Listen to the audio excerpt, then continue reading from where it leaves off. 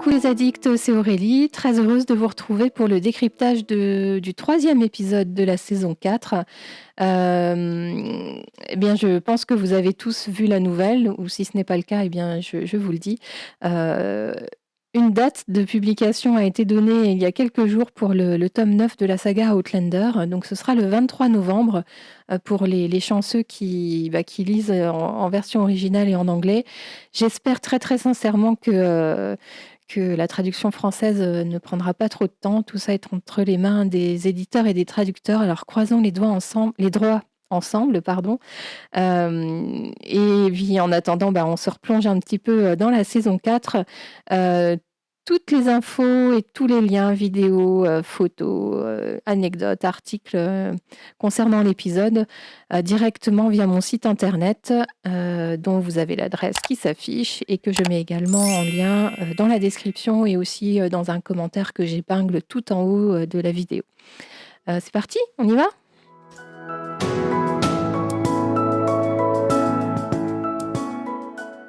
Je ne l'ai pas dit en introduction, mais le chat est ouvert. Donc pour celles et ceux qui m'ont rejoint lors de la diffusion initiale de la vidéo, n'hésitez pas à commenter, à dire si vous avez aimé ou pas l'épisode, à partager votre flop.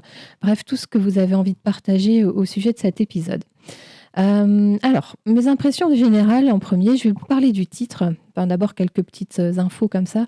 Le titre en français, c'est passionnément pas du tout. Donc, ça reprend l'inscription qu'il y a sur le bracelet qui est offert à Brianna par Roger. Un titre plutôt bien choisi, mais qui se focalise du coup beaucoup sur l'histoire de Brianna et Roger, alors qu'il y a d'autres choses dans l'épisode. En version originale, pareil, c'est un titre qui est centré sur Brianna et Roger et c'est The False Bride. Et en réalité, c'est le titre de la chanson qu'interprète Roger de la ballade qu'il joue à la guitare sur la scène du festival écossais. Et c'est une chanson, on comprend un peu par rapport au ton et à la mélancolie qui émane de cette mélodie. Cette chanson parle d'un homme qui doit renoncer à son amour. Et alors, Marie Modica, qui officie et qui est administratrice de deux groupes Facebook en rapport avec la série et aussi les romans, me faisait remarquer que dans les paroles de la chanson, Roger parle de strawberries, donc ce sont les fraises. Et il est dit dans les recherches qui ont pu être faites autour de cette chanson, qui est très ancienne, elle remonte au XVIIe siècle, sans être tout à fait sûre de la date, mais en tout cas, elle n'est pas du tout contemporaine, évidemment. Il se pourrait bien que cette mention aux fraises soit une allusion au clan Fraser, en réalité. Et au moment où Roger chante cette chanson, et au moment où il parle des fraises, des strawberries, il a un regard dirigé vers Brianna, ce qui tendrait à démontrer que, comme il le dit à un moment donné dans la saison 5, dans un des épisodes, c'est qu'il chante toujours pour Brianna. Et donc, ça pourrait être un clin d'œil, puisque Roger a beaucoup de connaissances, a fait beaucoup de recherches historiques. Ça pourrait être un clin d'œil à Brianna, à ses origines, à sa paternité.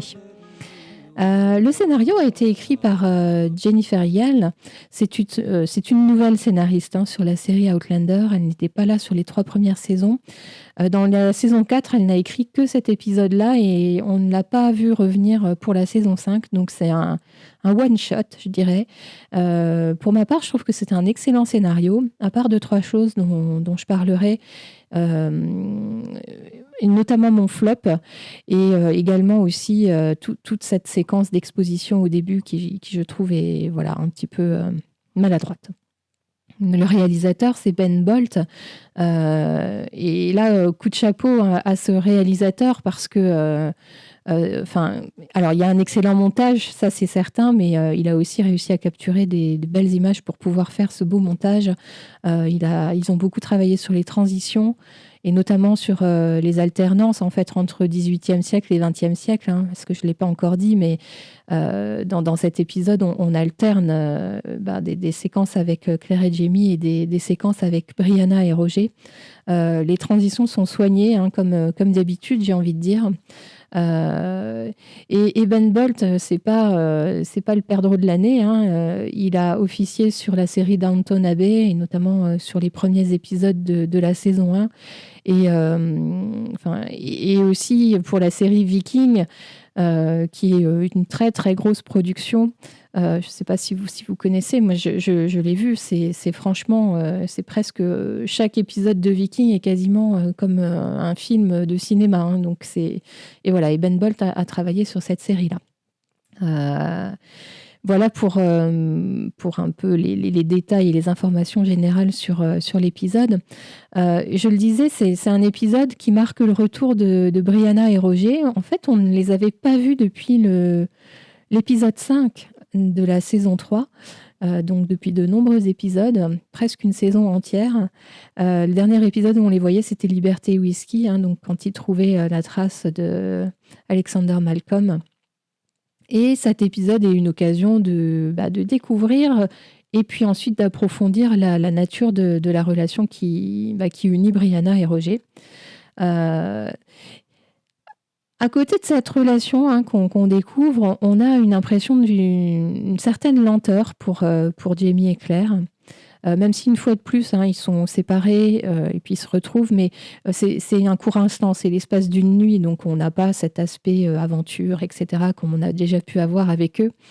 Et à l'inverse, pour Brianna et Roger, on a vraiment le sentiment que les choses vont très très vite et qui nous jouent un peu toute la partition sur un seul épisode.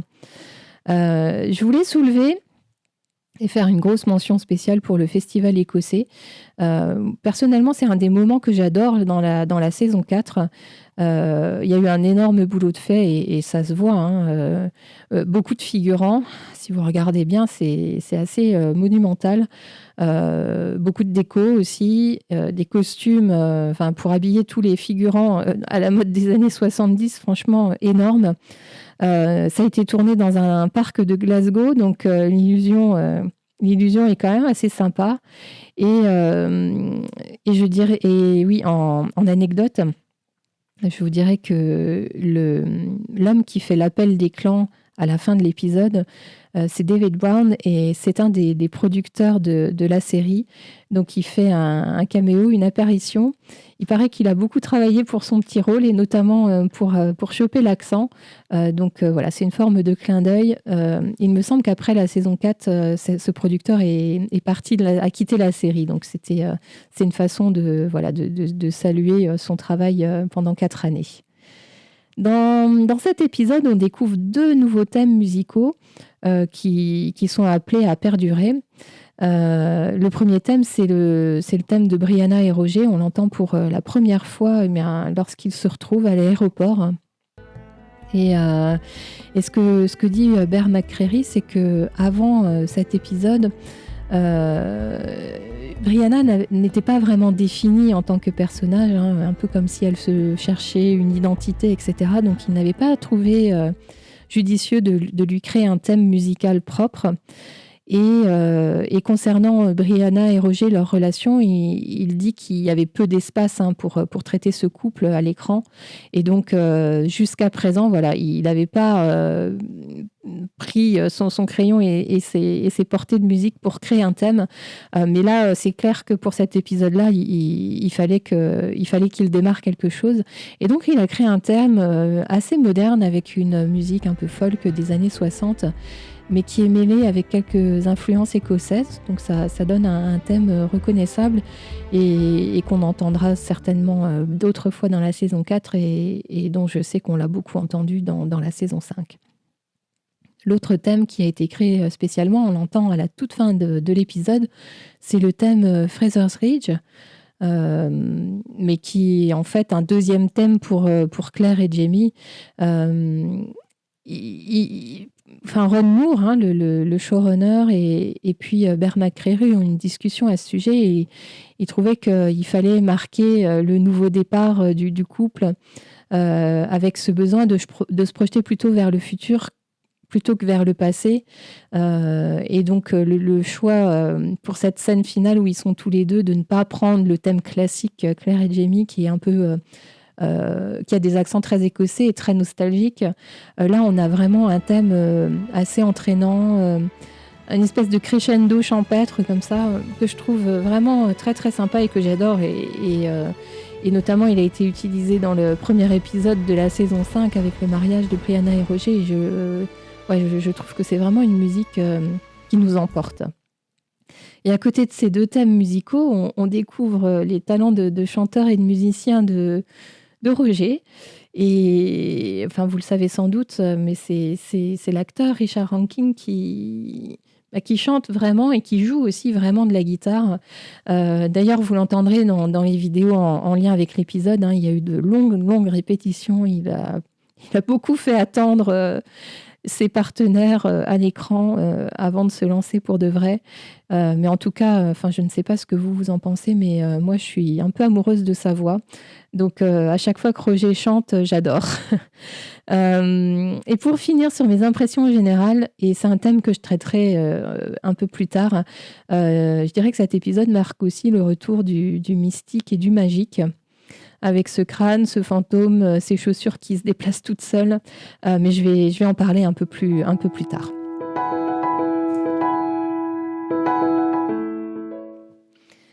Je passe à mon top et à mon flop. Ma scène top, c'est la scène de l'arrivée de Roger à l'aéroport de Boston.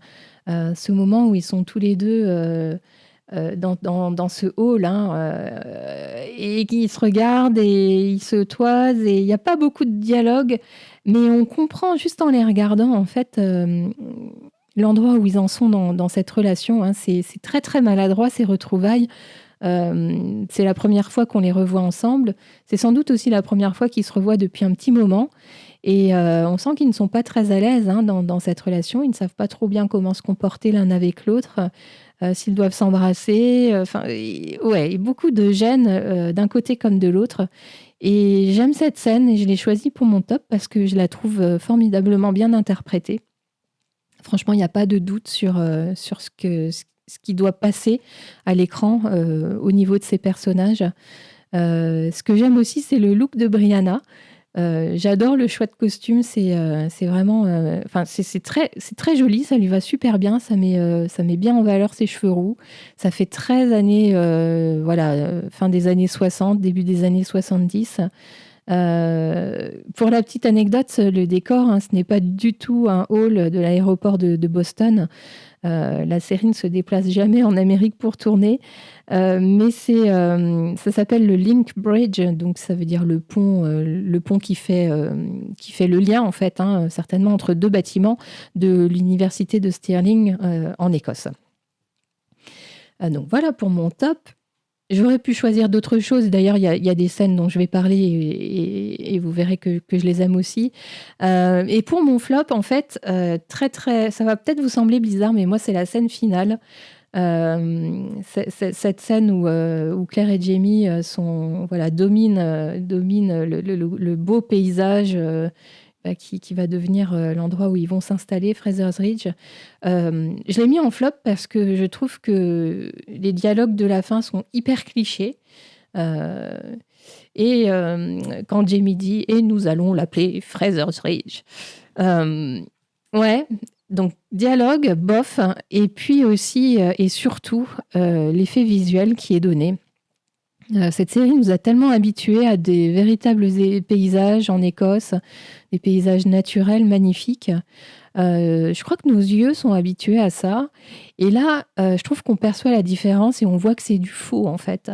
Et pour moi, c'est dérangeant. Surtout que cette scène devrait vraiment nous emporter complètement, hein. Ils viennent de découvrir l'endroit où ils vont s'installer. C'est le nouveau départ pour Claire et Jamie. Ils vont pouvoir construire leur foyer ensemble. C'est hyper important. Et là, ouais, pour moi, ça fait flop à cause de ce montage, cette superposition en fait de faux, en fait, de faux visuels et de vrais visuels, hein, puisque les acteurs sont réellement là. Et du coup, je trouve que ça matche pas. Et quand même, le seul truc bien que je trouve dans cette scène, c'est la musique, hein. J'en ai parlé un petit peu dans mes impressions générales. C'est le thème de Fraser's Ridge. Mais sinon, pour le reste, quel ratage.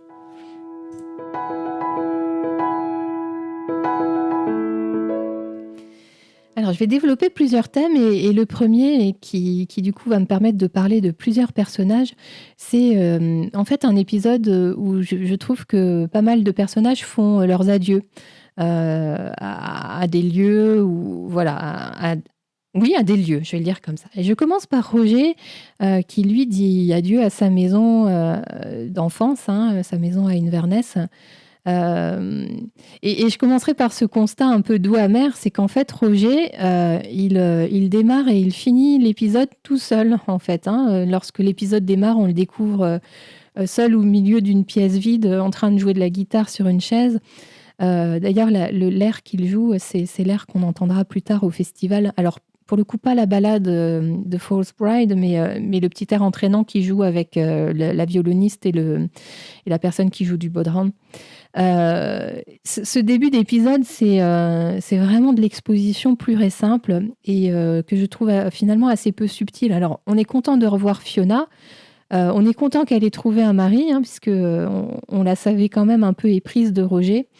Mais vraiment, ils ont fait revenir ce personnage-là pour nous exposer la situation de Roger et puis un petit peu celle de Brianna. Donc, c'est vrai que le but est de faire passer les infos importantes à nous autres téléspectateurs, mais ça n'a pas été fait de manière très subtile. Donc, on découvre que Roger va en Amérique pour assister à un festival. On sait qu'il courtise une fille qui étudie à Boston, au MIT. Donc, on sait que c'est Brianna et on comprend du coup qu'elle a finalement effectivement changé de voie, hein. Elle n'est plus en train de faire des études d'histoire, mais des études d'ingénieur.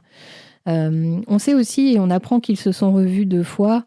Et donc, bon, ce qu'on comprend à travers les lignes, c'est que c'est une relation à distance qui n'est pas simple, puisque Fiona conseille à Roger de se dévoiler et de dévoiler ses sentiments.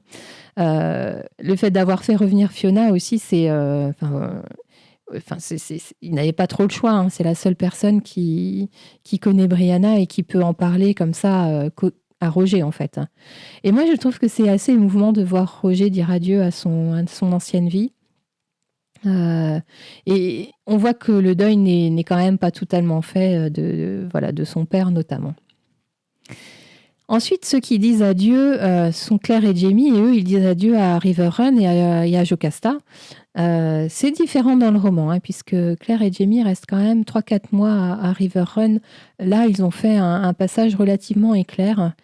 Mais bon, sincèrement, là, il fallait qu'ils prennent une décision et ce qui est possible au niveau temporalité dans un roman est quand même plutôt pas forcément toujours jouable à l'écran. Et avec la temporalité de la série, il fallait quand même que Claire et Jamie avancent, donc ils ne pouvaient pas rester là des mois et des mois. Pour Jocasta, on voit qu'elle est triste. Et puis, on décerne aussi une sorte d'incompréhension. Elle perd quelqu'un de sa famille, donc voilà, elle a cette tristesse-là, et parce qu'elle a beaucoup d'affection pour Jamie. Mais on voit qu'elle ne sait pas très bien pourquoi, en fait. Il s'en va. Elle n'a pas vraiment cerné le pourquoi du comment. Et au moment où elle fait don des chandeliers en argent à Jamie, on voit que Jamie, lui aussi, est très, très ému, hein. Et dans ce passage-là, c'est un beau jeu de la part de Sam, et il l'a voulu comme ça, hein. J'ai lu dans une interview. Malgré la cécité de sa tante, hein, de la tante Jocasta, Jamie la regarde dans les yeux, preuve du respect et de l'affection qu'il a pour elle. Et ouais, Sam Youan le joue super bien là dans cette scène-là. Et puis ensuite, on a les adieux de Claire à Jocasta, et cette scène-là aussi est super intéressante. On a encore cette belle confrontation entre ces deux femmes qui, je trouve, en fait, ont toutes les deux raison dans cette scène-là. Et c'est ce qui fait la force et la puissance de cette scène. Claire met beaucoup de distance, hein. Elle reste à la porte, hein, comme si elle supportait difficilement la présence de Jocasta. Elle n'entre pas vraiment dans la pièce. Et ce qu'on peut dire, c'est que malgré leurs différences et leurs différends aussi, ces deux femmes aiment toutes les deux Jamie. Et ce qu'on voit, c'est que le projet de Jamie de redevenir imprimeur ne convainc pas complètement sa tante, hein. Et Claire lui rappelle qu'elle ne connaît pas vraiment Jamie, hein. Elle ne sait pas trop ce qu'il a fait ces dernières années. Et il est évident que son passé en prison, les tortures qu'il a subies et ses différentes expériences de guerre et de bataille ont forcément un impact sur sa vision des choses et certainement aussi sur sa vision de l'esclavage. En tout cas, ce qu'on savait déjà, mais ce qui est dit à voix haute, c'est que Jamie n'est pas un homme comme les autres. Et cette phrase ça c'est Jocasta qui le dit, hein, et cette phrase va trouver une résonance un peu plus tard dans l'épisode. Ça va amener Claire à réfléchir à l'avenir avec Jamie. Et comme je le disais, malgré les différences et les différends qu'elles ont, Claire a du respect pour Jocasta et son avis a du poids. Et la petite graine que Jocasta a semée va germer petit à petit dans l'esprit de Claire. Et le dernier à faire des adieux, c'est Yann. Et lui, alors même s'il n'est pas présent sur le sol de l'Écosse, mais il dit adieu quelque part à l'Écosse et à ses parents, puisqu'il a choisi de rester en Amérique avec son oncle et avec Claire. Une fois de plus, c'est différent dans le livre, hein, puisque Yann reçoit une lettre de ses parents qui, en quelque sorte, lui donne la permission de rester. Ici, c'est sa décision propre. Ce qui démontre sa force de caractère et aussi la maturité qu'il a acquise, hein, depuis quelques mois. Moi, je trouve ce petit Yann super convaincant avec Jamie dans ses argumentations, hein. Lorsqu'il se met à énumérer tous ses déboires, on se dit, ouais, ce jeune homme quand même est déjà passé par des choses quand même assez horribles pour un jeune homme de son âge.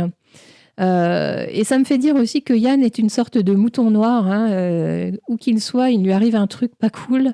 Et ça me fait un peu rire quand je pense à cette scène près du feu où il dit qu'il va partir chez les Indiens avec John Quincy Myers. Et John Quincy Myers dit que Claire et Jamie n'ont pas à s'inquiéter, qu'il va prendre soin de lui, en gros. En fait, moi, je me demande s'il ne faudrait pas qu'il ait peur pour lui-même, John Quincy Myers, parce que où qu'aille petit Yann, il s'attire des ennuis. Et ce qu'on voit aussi dans les passages où on voit Yann à l'écran, on le voit une fois de plus, hein, puisqu'on l'a déjà senti sur les 2 derniers épisodes, mais c'est qu'il a un grand intérêt pour les natifs, hein, pour les Indiens. Et puisque ces personnages ont fait des adieux, eh bien, il y a de nouvelles histoires à écrire, que ce soit pour le couple Brianna et Roger ou pour Claire et Jamie. Et j'ai envie de commencer par le jeune couple. Je le disais, hein, c'est une relation qui semble peu établie. En tout cas, il y a une certaine insécurité des deux côtés, probablement du fait de la distance. Aussi, du point de vue de Brianna, il y a ce lien qu'a Roger avec sa mère et qui sans doute lui fait un peu de mal de temps en temps, puisqu'il est un rappel constant du fait que Claire est repartie, hein, et a laissé Brianna. Et en même temps, Roger est aussi celui qui peut la comprendre le mieux, hein, puisque lui est au courant de toute l'histoire. Donc, c'est assez ambivalent, ces sentiments. Et je pense pouvoir dire qu'au cours de l'épisode, leur relation suit l'inscription du bracelet. Je t'aime un peu, beaucoup, passionnément, à la folie et pas du tout.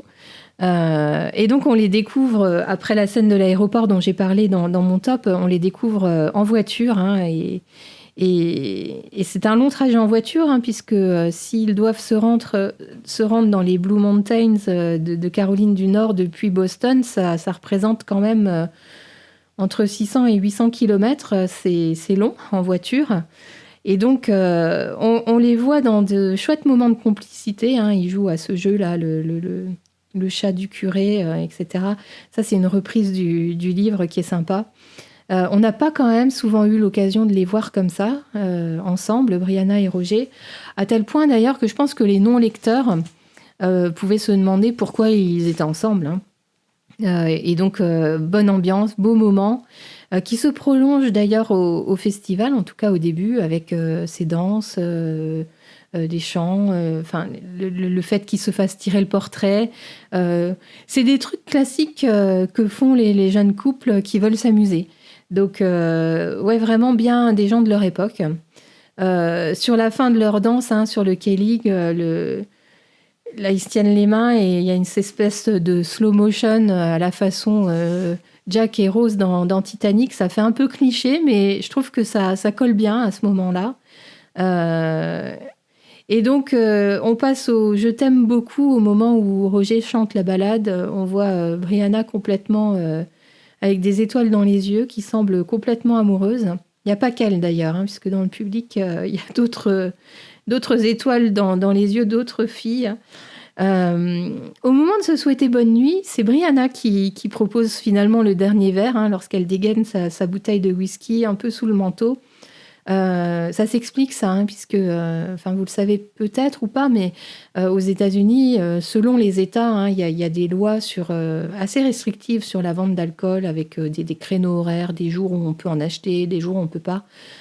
Ces lois évoluent, mais dans les années 60-70, c'était encore assez, je ne vais pas dire prohibitif, parce que ce n'était pas complètement interdit, mais c'est très réglementé. Donc elle sort cette bouteille de whisky et elle sort aussi un livre sur l'histoire des Écossais sur le sol américain en Caroline du Nord. Ce livre aura une importance, hein, dans les futurs épisodes. Et là, il y a une petite anecdote, hein, puisque l'auteur du livre qui est offert, c'est Karen Bailey. Alors c'est complètement faux, c'est pas un vrai livre. Mais Karen Bailey, c'est le nom d'une des productrices, d'un des producteurs exécutifs chez Starz, donc la chaîne qui diffuse Outlander aux États-Unis. Donc, après Je t'aime beaucoup, on a Je t'aime passionnément, où ce sont les corps, hein, et le désir de chacun d'entre eux qui parlent, puisqu'ils sont pas loin de passer à l'acte, mais Roger s'interrompt brutalement et là, c'est le drame. Petit coup de folie, Brianna et Roger ne sont pas du tout sur la même longueur d'onde. Il y a cette demande en mariage qui est motivée par un amour sincère, hein, de Roger pour Brianna, mais Brianna n'est pas prête et Roger ne le voit pas du tout. Là, il y a vraiment une incompréhension totale entre ces deux personnages. Je trouve que c'est une scène assez équilibrée parce que on ne peut vraiment détester personne, on a de l'empathie pour les deux. Et oui, je le disais, c'est vraiment l'illustration typique d'une mauvaise communication au sein du couple, avec des œillères, quoi. Hein. Et c'est super réaliste. C'est super réaliste. Et c'est ce qui me plaît, moi, c'est que finalement, ce couple-là, il n'est pas parfait. Il contraste bien avec Claire et Jamie. Dans la série, le couple qu'on aime et qu'on a envie de revoir, c'est Claire et Jamie. Et avoir un bébé couple qui leur ressemble, franchement, ça n'aurait pas été super intéressant. Et voilà, moi je trouve que ce couple-là, explosif, est sympa à regarder. Alors ce qui nous étonne quand même, c'est à quel point ça monte vite dans les tours. Alors pas tellement du côté de Brianna, puisque on la sait très fougueuse. Hein. J'ai déjà eu l'occasion d'en parler dans mes précédents décryptages des premières saisons, saison 2 et 3. Même la gifle, hein, là je pense qu'elle tient de sa mère. Si vous vous souvenez de la gifle qu'avait balancé Claire à Lyrie dans la saison 1. Mais alors, oui, ce qui nous étonne, c'est plutôt du point de vue de Roger, puisque Roger, on l'a toujours vu très gentil, en fait, hein, assez doux. Et là, on pourrait se demander si c'est pas un peu la génétique qui parle, puisque je vous rappelle que Roger est un descendant de Dougal, Mackenzie et de Gaylis. Et un peu à la façon dont on s'était étonné de certaines réactions de Frank, et où on pouvait se dire que c'était finalement un peu les gènes de Black Jack Randall qui ressortaient. Voilà, pareil pour Roger.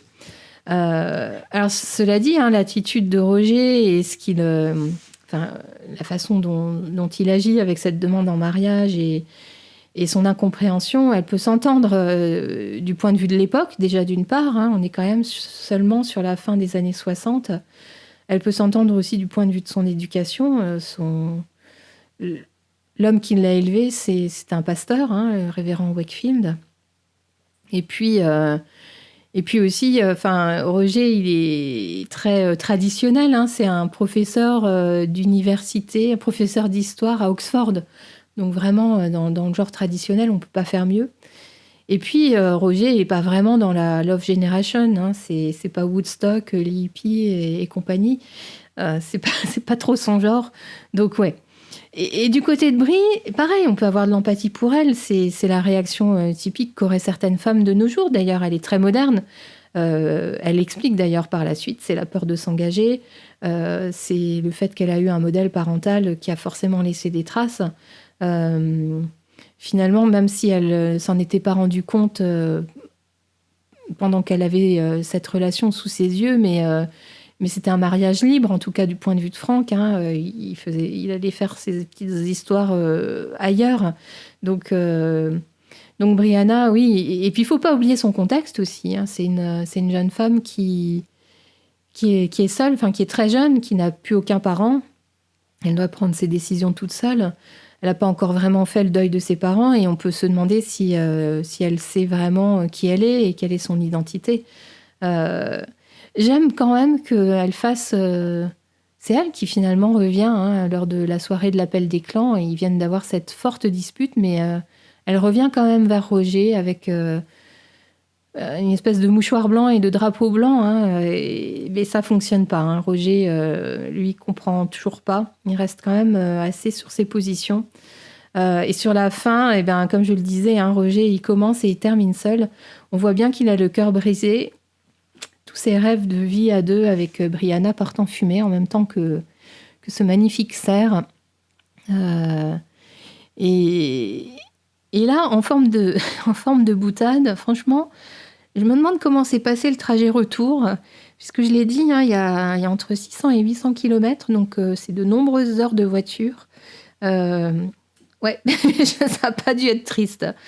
Et j'ai pas trop parlé du cerf, hein, mais cette magnifique sculpture en osier a été créée par l'oncle de Sam Yuan, hein, qui est un artiste qui crée ce genre de structure. Et d'ailleurs, c'est aussi lui qui a fait la croix de feu du premier épisode de la saison 5. Et donc, l'autre couple qui a sa route à construire et des chemins à prendre, c'est Claire et Jamie. On est sur un rythme assez lent. Hein. On les suit lors de leur chevauchée à travers les bois. On obtient quelques informations sur le territoire et sur les Indiens par l'intermédiaire de John Quincy Myers. Et une fois que Yann et John Quincy Myers sont partis, hein, suivent leur propre route, on retrouve Claire et Jamie en train de parler de Brianna. C'est une sorte de constante hein, depuis leur retrouvaille au milieu de la saison 3. Jamie questionne souvent Claire à propos de Brianna. Il a cette vraie volonté d'établir une connexion avec elle et c'est d'ailleurs la raison, la motivation hein, de son souhait de rester en Amérique. C'est pour créer cette connexion avec sa fille. On voit bien que pendant qu'il chemine dans la forêt, Jamie tombe amoureux des paysages. Hein, il se sent peut-être à nouveau comme un Highlander. À l'endroit où ils sont là en Amérique, les villes sont assez loin, hein, tout comme les Highlands en Écosse, où finalement il y avait peu de grandes villes. Et au fur et à mesure qu'ils cheminent dans les bois, ils cheminent aussi dans leurs discussions sur les projets d'avenir. C'est Claire qui amène cette discussion très sérieuse sur le tapis, en questionnant un peu Jamie sur ses réels souhaits, sur ses motivations aussi. Elle sait bien que Jamie n'est pas un homme d'intérieur et bien sûr qu'elle ne veut pas l'entraver. Et dans cette discussion, on entend Jamie dire, et ça c'est tout Jamie et c'est ce qui fait qu'on aime ce personnage, c'est que lui, tout ce qu'il veut, c'est être avec Claire, protéger sa famille. Et on sait bien qu'il est capable de tout pour protéger sa famille, même se mettre en retrait lui-même en fait. J'aime beaucoup le traitement de leur relation dans cet épisode parce que ça respire. Vous voyez, ils ont laissé le temps, enfin, la scénariste a vraiment laissé le temps à cette relation de se poser et avoir des vraies discussions sérieuses. Ils sont pas dans l'aventure, ils sont pas dans la passion comme on peut le voir dans certains épisodes. Mais c'est pas grave, c'est plein de petits moments, c'est plein de petites phrases. En fait, on est face là à un couple plus mature et ils sont en train de poser les bases de leur futur à deux. C'est bien aussi de voir ça. La seule certitude, c'est qu'ils veulent être ensemble. C'est un bon point de départ, je trouve. Et la fin de l'épisode, donc j'en ai un peu parlé dans ma scène flop, malheureusement, mais donc ils découvrent ces plans de fraises. L'occasion pour Jamie de rappeler le lien entre les fraises, enfin la famille fraiselière, hein, ou peut-être l'histoire de son clan, du clan fraiseur. C'est un magnifique endroit, il y a une magnifique vue. Donc ils prennent la décision de s'installer là malgré la contrepartie importante et assez évidente. Jamie dit que c'est un pacte avec le diable. Oui, on veut bien le croire. Hein. Ça veut dire accepter l'offre de Tryon et de se soumettre quelque part au gouvernement anglais. Donc Jamie prend cette décision-là en connaissance de cause, mais pour lui, c'est la bonne décision. Et donc, je le disais, dans mes impressions générales, on a aussi le retour du mystique, un fantôme. C'est donc Claire qui, après avoir voulu rattraper la mule Clarence, qui est un des animaux importants de la saga dans les livres. Hein. Donc, je trouve ça bien qu'ils aient décidé de garder. J'ai d'ailleurs hâte de savoir s'ils vont nous présenter la truie blanche dans la saison 6. On ne l'a pas vu dans la saison 5, donc je ne sais pas. On verra. Donc, Claire se retrouve toute seule dans les bois. Elle est perdue, alors qu'il y a un gros orage. Alors, on sait, grâce à la saison 3, que Claire est capable de survivre seule, qu'elle n'a pas peur. Et donc, elle trouve un tronc d'arbre, un petit abri près de ce tronc d'arbre. Elle s'installe pour la nuit. Je me demande quand même pourquoi elle enlève ses chaussures. Si ce n'est pour servir l'intrigue, bien sûr. Mais franchement, moi, je serais dans la forêt en pleine nuit alors qu'il y a un gros orage. J'enlèverais pas mes chaussures, certainement pas. Donc, je comprends pas. Et d'ailleurs, on remarque à ce moment-là qu'elle a toujours ses chaussures zippées, les chaussures avec lesquelles elle est revenue du XXe siècle. Donc, ça veut dire quand même que ces chaussures ont survécu à la traversée de la jungle jamaïcaine, aussi à l'ouragan, à la tempête, au naufrage du bateau. Ça fait beaucoup. Bref. Et pour ajouter au côté déjà effrayant de toute la situation de Claire, elle découvre un crâne, on entend les loups en fond sonore, elle découvre aussi une pierre d'opale. Et puis subitement, elle aperçoit donc une flamme au loin, elle pense que c'est Jamie, mais non, pas du tout. Donc on découvre à l'écran un Indien avec les yeux cernés de noir, avec l'opale, la même, autour de son cou. Et oui, et là, on prend conscience que c'est un fantôme. Il y a plusieurs choses qui nous le font comprendre à nous, téléspectateurs. Déjà, il y a ce montage qui est superbe, avec des sortes de flashs super malins, pour nous faire vraiment prendre conscience que la personne n'est pas réelle. Du coup, ça fait une présence qui est effrayante, mais qui est crédible. Ce fantôme ne parle pas, à l'inverse de celui du livre. Et ça a été fait délibérément par la production parce que dans cette série, ils nous ont habitués à des voix off. Et s'il avait posé une voix sur ce fantôme, ça aurait fait un peu voix off et du coup, ça aurait dénaturé un peu l'intention qu'ils auraient voulu y mettre. Donc, ils ne l'ont pas fait. Ce qu'on voit aussi et qui nous fait comprendre que se passe un truc bizarre, c'est qu'il pleut beaucoup, mais la flamme ne vacille pas du tout. Puis cet Indien ne semble pas mouillé, il n'est pas dégoulinant. Moi, ce qui m'étonne, c'est que Claire est hyper tranquille. Elle n'a pas de réaction de peur. Et du coup, je me demande à cette occasion si Claire peut voir des fantômes. Et qu'est-ce que ça implique pour le fantôme de Jamie qui est apparu dans la saison 1 et pour d'éventuels autres fantômes qu'elle pourrait voir. Je ne sais pas si on aura des réponses dans la série, on verra bien. Et donc, pour continuer dans le paranormal, le lendemain matin, elle suit des traces dans la boue et c'est pas les... Enfin, donc, ses chaussures ont disparu quand même. Elle suit des traces dans la boue et les pas les ramènent à Jamie. C'est quand même fou, ces forces magiques qui les ramènent toujours l'un à l'autre. Et face aux explications de Claire, Jamie réagit à la Jamie. Il est sceptique, mais sans plus.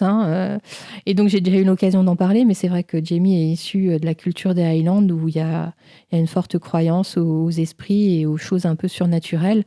Sa femme vient du futur, donc franchement, je crois qu'il est prêt à tout entendre.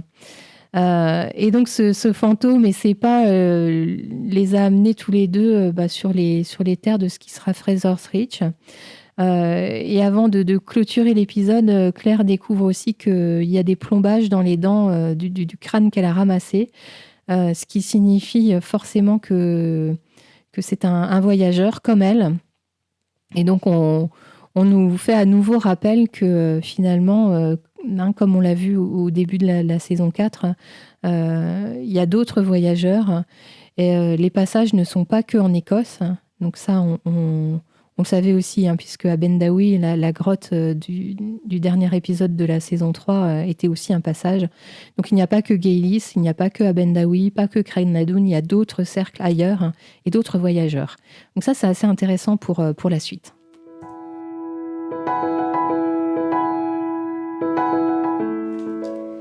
Pour conclure, je dirais que c'est un épisode solide, notamment grâce au duo formé par Brianna et Roger et aux interprétations des acteurs qui incarnent ces deux personnages. On a un contraste dans l'épisode entre les couples et c'est intentionnel forcément. On a cette relation entre Claire et Jamie qui est installée. Il y a assez peu d'insécurité, peu de jalousie. On sait qu'ils s'aiment, que leur amour est profond et voilà, c'est toute la beauté d'ailleurs de cette histoire, de cette saga, de cette série. C'est un amour stable, confortable. Et en contraste, on a Brianna et Roger qui, eux, souffrent encore de la perte de leurs parents, qui ont peur aussi de se perdre l'un et l'autre, probablement, qui se questionnent sur le bon chemin à suivre. Ils ont cette espèce de naïveté sur la vie et sur l'amour aussi. La question de suivre ou non les traces de quelqu'un d'autre, j'en ai parlé. Jamie choisit de suivre sa propre voie. Brianna veut un avenir différent de celui de ses parents. Ian choisit de rester en Amérique. Claire, j'en ai pas parlé, refuse de retourner à Boston. Pour elle, c'est pas une nouvelle, c'est pas un nouveau départ, Boston. Et finalement, je trouve que l'image est belle parce que Brianna et Roger suivent le même chemin que Claire et Jamie ont suivi au XVIIIe siècle. Ouais, petit clin d'œil, et c'est la belle transition. C'est une des belles transitions d'ailleurs où on découvre les deux couples au même endroit en fait, dans les Blue Ridge Mountains. Le fait que nos personnages choisissent leur chemin, que ce chemin suive ou non les traces de quelqu'un d'autre est peut-être une illustration du libre arbitre. Et ça, c'est une notion qui est assez lourde de sens pour Outlander, puisque il y a le voyage dans le temps. Et donc, on peut toujours se dire que l'avenir semble écrit d'avance et qu'il y a une espèce de prédétermination aux choses et aux événements. Donc voilà où on en est. La foi et la confiance en autres sont parfois nécessaires pour faire le premier pas sur des nouveaux chemins. Ça, c'est la belle phrase de Claire et à Jamie à la fin, que par amour, elle lui dit qu'elle a confiance en lui, de tout son cœur. Et donc, ça veut dire que n'importe où il ira, elle le suivra. À l'inverse, Brianna et Roger n'en sont pas encore là. Donc, attendons de voir ce que nous réserve la suite. Moi, j'ai hâte de vous retrouver.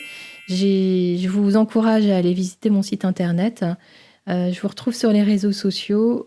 Vous avez toutes mes adresses qui vont s'afficher juste après la conclusion. Je vous dis à très bientôt. Prenez soin de vous.